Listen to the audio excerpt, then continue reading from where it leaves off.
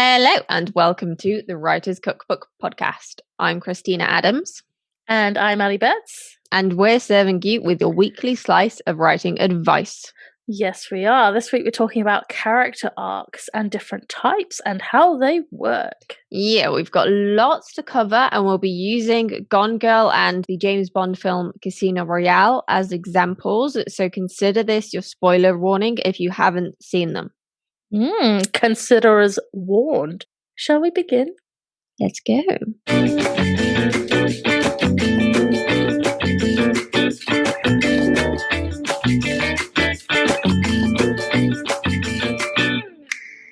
For anyone that doesn't know then, what is a character arc? To put it really, really simply, a character arc is the journey your character goes through over the course of a story. That makes sense, but what if it's a plot-driven story, like a thriller novel, for instance? Even in plot-driven stories, characters can, and very much should, still arc, because then the story is more interesting for the reader. You know, most books are about people going through different or challenging periods in their life, and most of the time it's something they haven't been through before. This is one of the keys to readers being able to connect to characters, and having the character go through a character arc really helps readers to form that connection. Okay, I see. That makes sense. And I believe there are different types of character arcs, yes?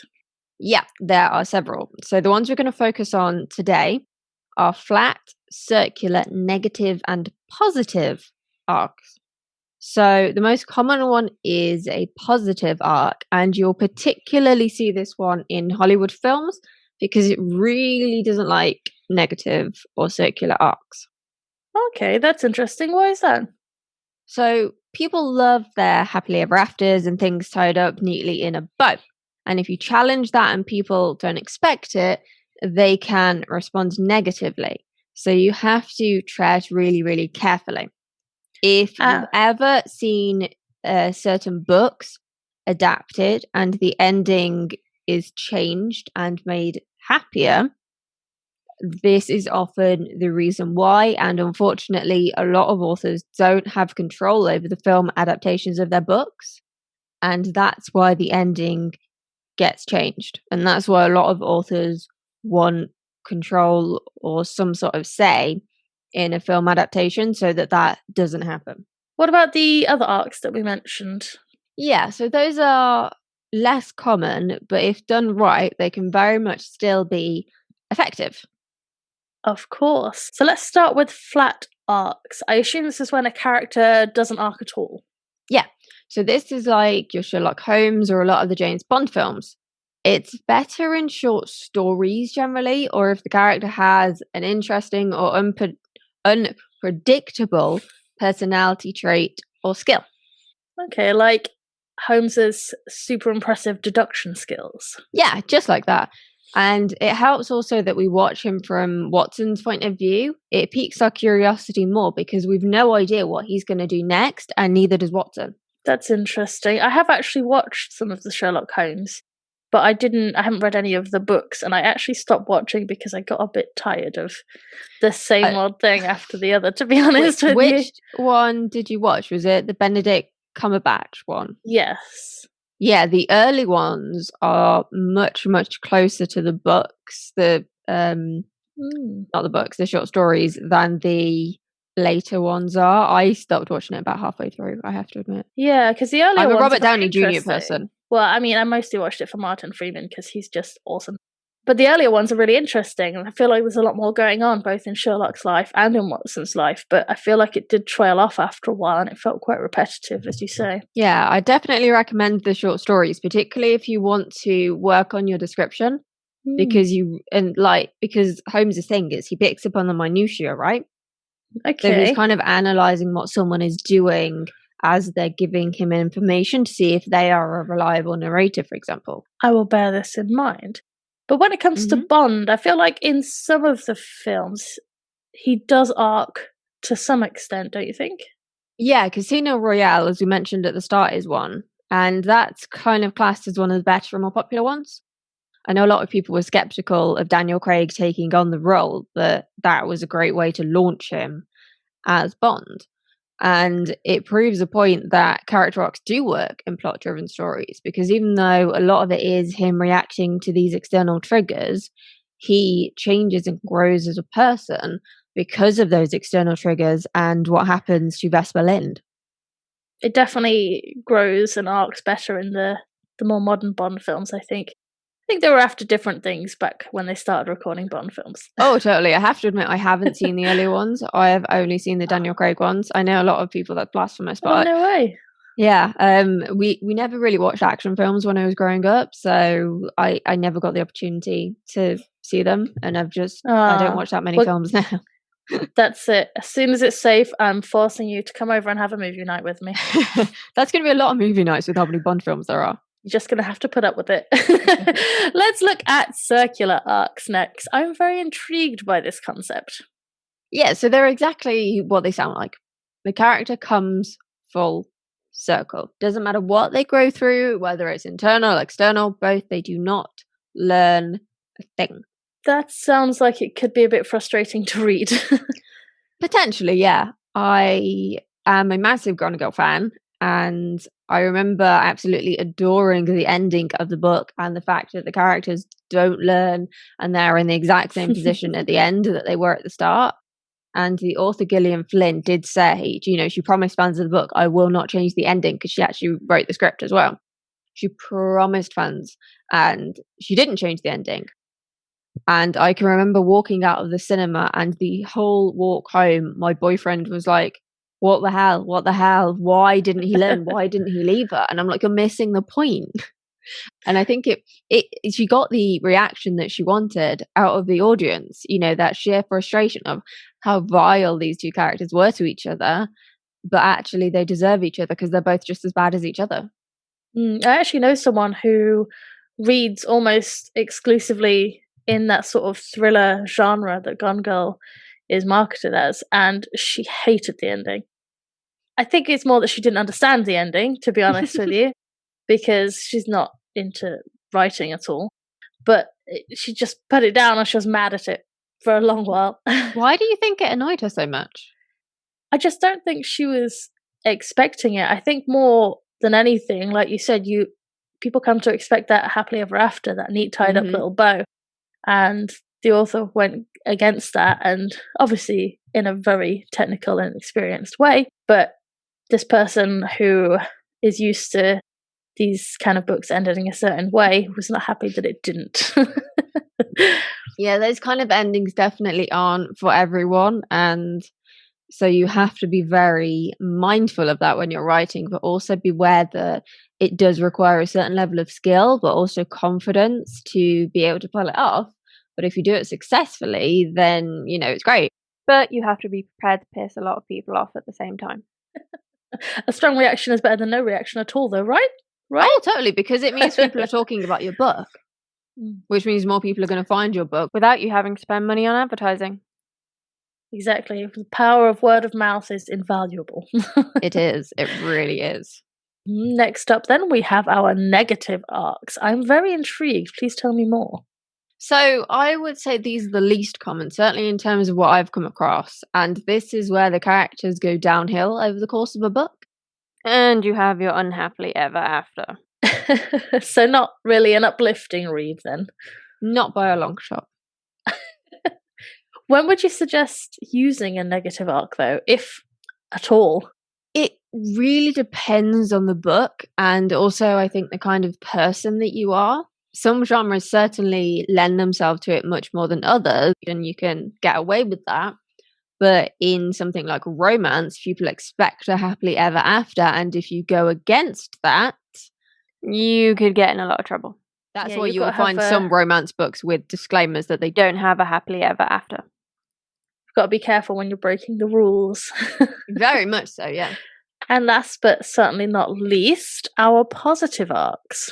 So this is what most people think of when they think of character arcs, because they're the most common. And they tend to be the ones that leave readers feeling the most satisfied as well. Okay, why is that? Because most people read for escapism. And of course, as writers, we should challenge people And part of writing and reading is to explore worlds outside of our own. But most people want to know that everything is going to end up all right. It gives us hope, you know? That makes sense. Like a projection thing. Yeah, if the characters have a happily ever after everything they've been through, why can't we as well? Because they've been through worse than we have. It's nice to feel that sometimes. Is that why you love torturing your characters so much? To a degree. the worse what your characters go through is, the more attached the readers will get to them.